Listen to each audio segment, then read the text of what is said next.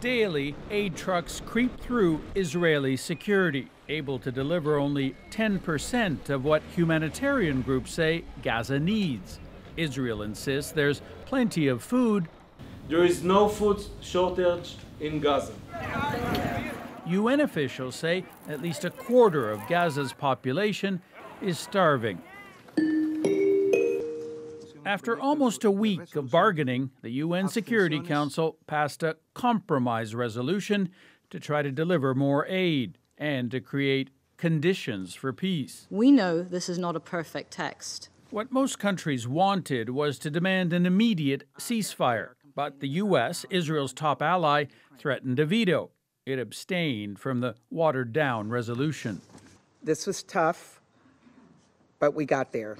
The Palestinian representative called it a step in the right direction. It must be implemented and must be accompanied by massive pressure for an immediate ceasefire. Israel gave no sign it was ready to change its approach to aid delivery or to give the UN a bigger say over coordination, something the resolution demands. Israel not only has a right but an obligation to guarantee its security.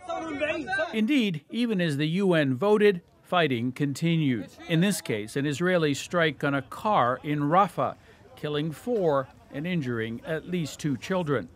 Security Council resolutions are legally binding on UN members, though not on militant groups like Hamas, and they are hard to enforce. But I do think that if the UN can find a serious high-level figure, someone with real global clout who can take charge of the aid operation, that could bring some new energy to what the UN is trying to do in Gaza. But pressure is growing on Israel. The UN's Human Rights Commissioner accused Israel of the possible commission of a war crime when soldiers killed at least 11 unarmed Palestinian men in front of their family.